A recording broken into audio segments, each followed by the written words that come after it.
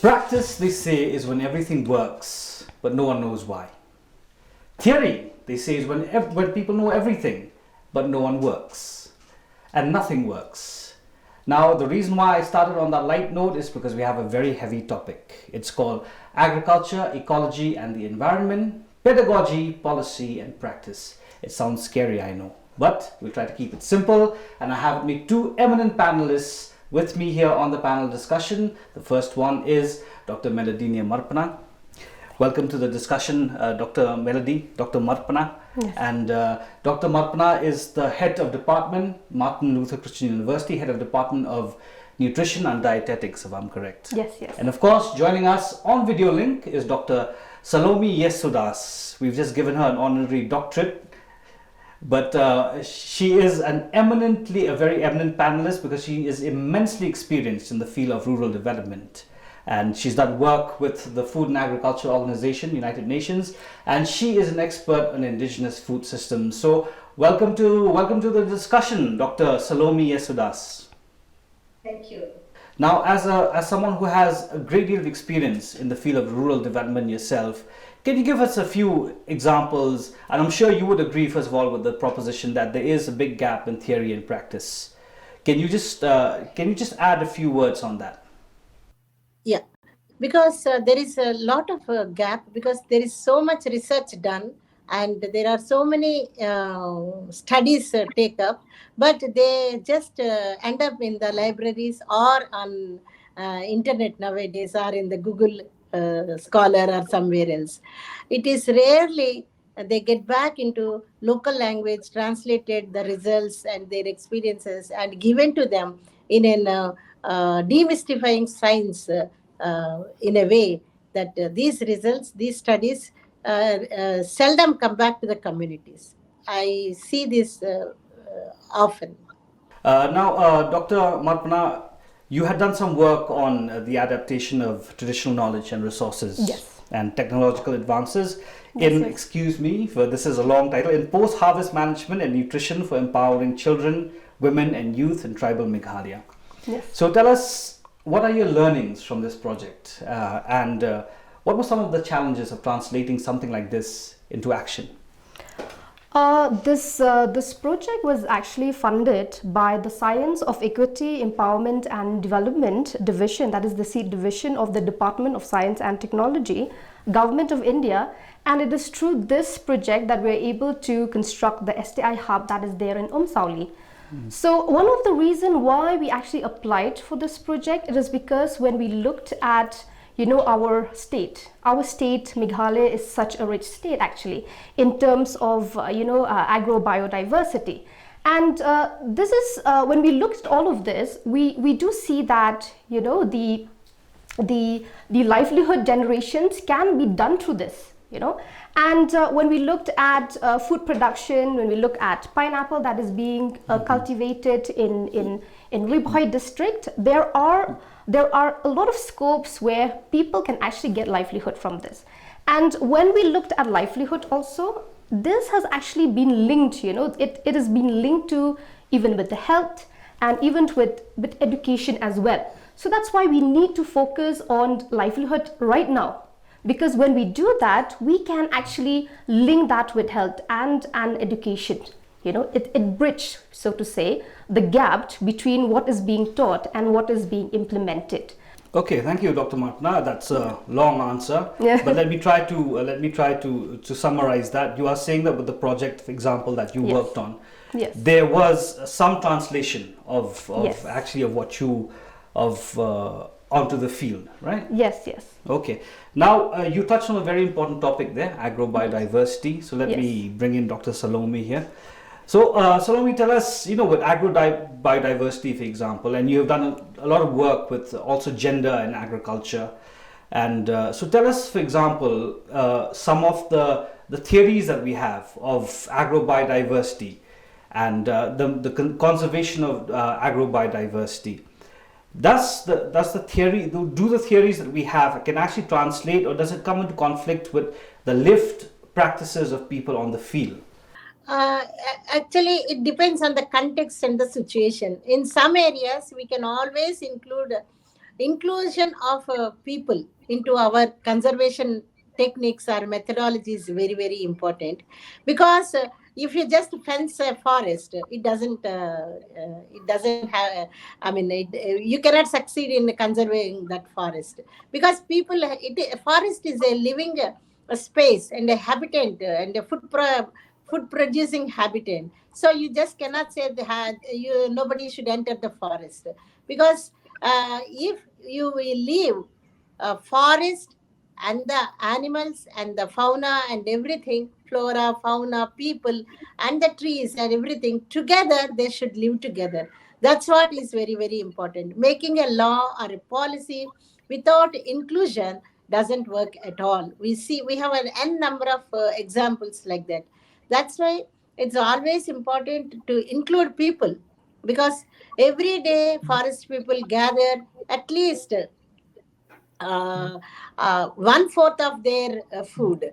At least one fourth of their food comes from their neighbor surroundings or forest or something like that.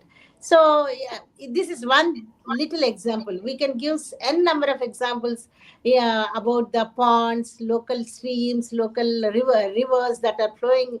All this. So inclusion is very, very important, and inclusion also, I feel that men and women have separate interests, knowledge, and uses of this agrobiodiversity. That's why it is very, very important to include gender. Gender is not women nor men, it is both. So it's important to be an inclusive in conservation. Otherwise, it will be commercialized or it will be spoiled forever. So, as a field person, I have observed that inclusion is very, very important. That is community as a whole. Thank you. Okay, let's pick up on that a bit, Dr. Marpana. When Dr. Salomide has talked about this when it comes to gender, yes, the realities of gender, for example, the yes, theories we have about gender, and the theories and the actual realities on the field. Yes. Can you talk to us about that? Maybe in the light of adapting traditional knowledge, and converting that into actual practice, because what is being practiced traditionally and what is being taught is, especially when it comes to gender, there's a big gap. On the field, have you come across these divisions in gender, and which conflict directly with what is being taught and our grand ideas about gender equality, for example? I feel as a society, as a matrilineal society, we do see that women are always on the forefront towards conserving, towards implementation of any important scheme. So throughout my work, with MLCU, I do see that women has always been in the forefront. They've always been change maker, and even in our project, for example, with the constructions of the MPU, we really want the women of forming an SHG to take ownership of these microprocessing units. And not only that, also, these women have always been approachable in the sense that, they have worked together in the society. They've approached us, they've always called us and asked us about, what is happening, what are you planning, what do you want to do? They've always been quite positive about change, in the society. I feel we have to talk about that. Let me probe a little further here. Yes, so. Yes. Everybody has these grand ideas about matrilineal, for example, yes, Meghalaya and matrilineal, but that does not necessarily translate to empowerment of women on the field. What has been your experience when it comes to women's empowerment in the field? I will just talk to you about one experience that I encountered when I was doing my PhD, and my PhD was working with malnourished children. And yes, we do say that our women in the community are empowered. They were empowered, but now when I was interviewing this mother, this particular mother, behind her husband was like taking charge of the interview. So basically right now what we see is we do say that that they are change maker, but sometimes, sometimes, I'm not saying every time, sometimes, yes, the men do take charge. And I'm not going to say that's for everyone. I've also seen, where families actually work together. There was never, I or the male or the father. It has always been, a kind of collective effort from both the gender towards working to uplift the society. All of that was also seen especially in our rural communities. Okay, thank you very much for that. Let's go to Dr. Salome again. You've worked with communities a lot. You're a field worker. You have a lot of experience on the field. So a lot of research is for you that has come up is a bottoms-up research. It's a research, community-led research. Have you been able to translate this community-led research into policy or maybe even to academia? What has been some of the challenges of that? Yes, always research remains as a research, and it has to come back. In this area, what we have done is through FAO, we have analyzed so many locally available plants which are edible. Usually nobody cares about them, but we collected all of them and analyzed their nutritional value composition from National Institute of Nutrition, and we made a book out of it in a local language with the picture and with the nutritional value and associated traditional knowledge that is gathered from the men and women. For example, if there is some flower or some one of the most common flowers, we call it golden threshold or something like that. So that flower has vitamin C of 845 milligrams of vitamin C per 100 grams of edible portion. So many forest people eat and they will say this is good. Okay, if you stop there, they also know it is good. If I as a scientist also say it is good, doesn't make any sense. So providing an evidence and support to their knowledge through scientific analysis is important, I think. And then after doing the analysis, that results has to go back. I worked personally with Kond community in Rayagada district in Odisha.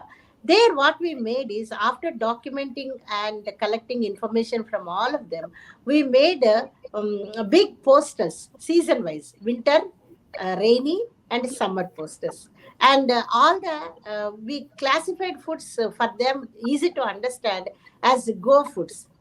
Go foods means you get energy. Grow foods means proteinous food which builds your body and help in growth. And then glow foods means it will give you a health. That means health is very, very important because you need to protective foods are called as glow foods. It will give glow to your face, vitamins and micronutrients, vitamins and minerals. So in this way, we prepared seasonal posters for them. So they stuck these posters in which are in local language in their houses, and they can eat accordingly. That's how, these are few examples. Thank you. Has this translation of pedagogy, for example, translated into practice? Has it helped the communities? Yes. And we have also systematically documented how their dietary diversity has helped them and how this inclusion of food has helped them.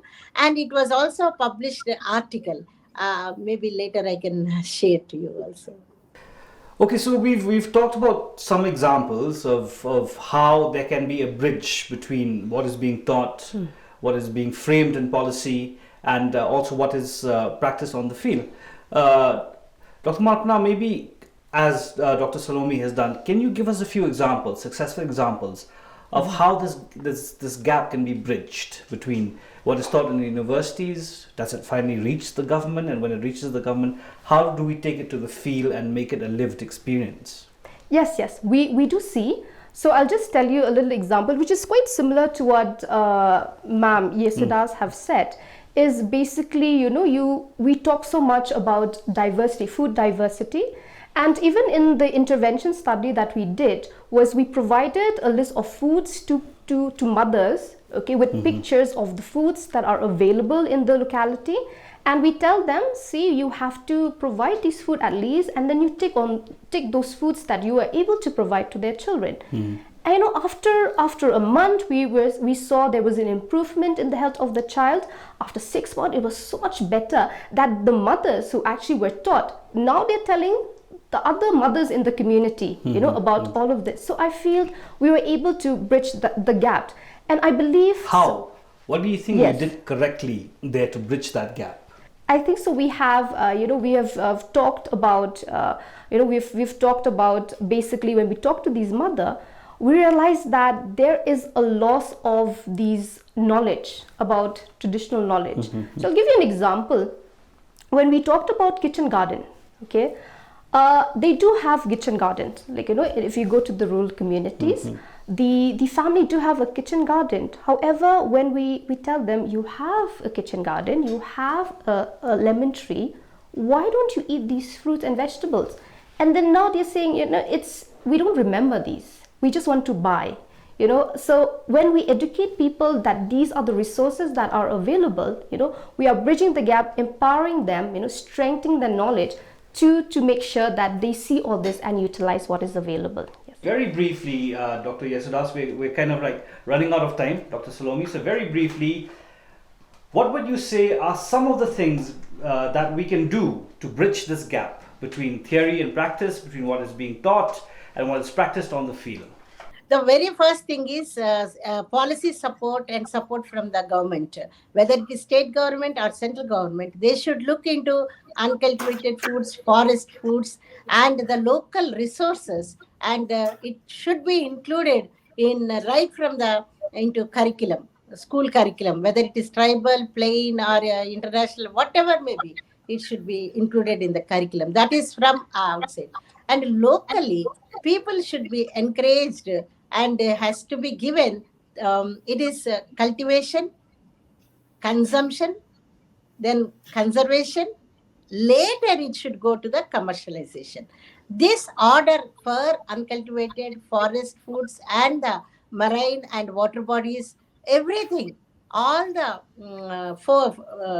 food sources, especially fields, forest, neighborhoods, water bodies, should be encouraged by the locals to use them sustainably. We have to have local exhibitions, food displays, recipes, and dietary diversity registers like agro-biodiversity registers. So all these inclusive activities will help them to bridge the gap and also build the internal respect for culture, associated food. Actually, I can say culture, cuisine, agriculture are together. So we need to protect this and to continue for the continuity of these things. We need to encourage communities in every project and every aspect of conservation projects or continuity projects or sustainable projects. You mentioned there at the beginning something about curriculum. So before we end the discussion, we'll come to that because there's a very interesting initiative that's been undertaken by GIZ, which is a technical organization of the government, of the German government, and also by the Martin Luther Christian University. And I believe, Dr. Salome, you were also part of this, where you've developed a course module to introduce to students the concept of agro-biodiversity and also on conservation techniques. So first of all, because you were part of conceptualizing this whole thing, let me ask you, what do you see in this initiative? What do you see will be the benefits of this initiative? This initiative is excellent initiative because the future generation, that is the youngsters, the youth of the nation, whoever uses this curriculum will be benefited, and they will understand the importance of local resources, especially food resources, and the link between cultivation, consumption, and conservation will beautifully brought out in this curriculum. And this includes not only just agrobiodiversity but water bodies, ecosystems, and also the most important thing is linking these things to the indigenous people and their food systems. I see it as a holistic basket. So, Dr. Marpana, again, translation of what is being taught into practice. I know it's too early because it's the initiative is recent, so I'll be fair to you. Yes. But how do you see that progressing? The introduction of this course module. How do you see it? Do you see it, percolating to the students, or maybe someday translating into a real action? Yes, I do see that. When GIZ approached us, there were two departments who were quite open, the Department of Nutrition and Dietetics, as well as the Department of Environment and Traditional Ecosystem, because we do feel that these are important for our students to know. When we look at tribal students or tribal communities, we have always been linked to the environment. And there have been a lot of deforestation that is happening, landslide every time. So why is this happening? Because we have lost touch, the association with the environment is not there. So when GIZ actually approached us with this project, we were quite happy, and we were so glad that Ma'am Yesudas was, joined, to develop this module. Because this module is not only where she is going to write, she's going to train the faculties. That's very important because we are the trainers. So it's going to be a two-phase where she will train us and we will actually take it forward so that this project will be sustainable in that way. And it will not going to end only with just a year or in November or next year, but it's going to stay, stay for a long period of time. And yes, this is just a pilot, and we've been thinking of creating this as a workshop mode right now. But if we do see that this is quite a good initiative, it's working, there's a good response from the students, we were thinking it to incorporate it as a syllabus. Because these are also something that deals with the sustainable development goals as well, of the United Nations. Yes, of the United Nations. Well, that's a very, of course, very, very positive development, and thank you to both of you for taking part in this discussion. But before I end it, I'd just like to ask first. Let's start with Dr. Salome. When it comes to pedagogy, policy and practice, and bridging this gap, very briefly in one or two sentences, what would you like to say? The one or two things that people should keep in mind, and that should right from policymakers to academicians and actually to actual field workers. For the policymakers, I request them to look at the forest area, not as a commercial area, but they should also look at it as a habitat for living things, and also recognize it as a food producing habitat, not only for humans but also for birds, animals, etc. So protecting forest through inclusion of the communities should come up as a priority in the policy. That's one thing.